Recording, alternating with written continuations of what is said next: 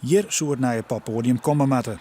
De gemeente wil het vertutteze gebied tussen Stedskouwbarg de Harmonie en de Nijstad opknappen. En dus is er ruimte van nieuwe bestemmings. Verschillende poporganisaties moeten daar plak krijgen. De bestaande poppodia Romein en Asterix komen dan ook in een nieuwe popseel. Met Asterix denk ik dat we bijna de helft van onze shows uitverkopen. Dus we zouden best wel een stapje groter kunnen. Romein wil heel graag de nacht in met hun programmering, maar dat mogen ze niet. Hè. Daar zijn allerlei hindernissen voor. Ze moeten om 12 uur of om 1 uur ophouden, noem maar op.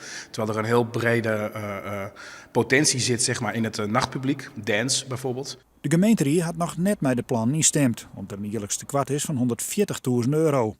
En dat de kwart moet voortwerken worden. Er moeten 3 zalen in komen, de grootste had ruimte voor 600 bezoekers.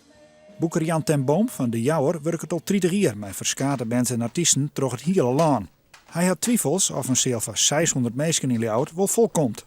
Ik denk dat het segment van bands die tussen de 400 en de 600 mensen trekken, dat een beetje een moeilijk ding is. En zeker in Friesland, denk ik. Ljouwert is net een popstad. Volgens mij heb je de ingewikkelde popcultuur en je hebt de gezellige, lekkere popcultuur. Rock'n'roll bijvoorbeeld of de goede dance. En je hebt de hele ingewikkelde jazzachtige dingen. Ja, daarvoor moet je niet in Leeuwarden of in Friesland mee aankomen. Misschien heel af en toe. Maar voor die hele grote, brede ondergroep, daar kun je hartstikke toffe dingen voor organiseren. En dat loopt ook allemaal heel erg goed. Ik vind Asterix een prachtige zaal. In een prachtige omgeving, zeg maar. En dus dat speciale sfeerke, dat raakt zeker kwijt. Dat zit heel erg op zichzelf. En bij Romein is dat idem dito. Want eigenlijk is Romein de mooiste zaal die we ooit in Friesland gehad hebben. Het is eigenlijk een soort met Lieds Paradiso. En dat is op zich wel een gemis, ja.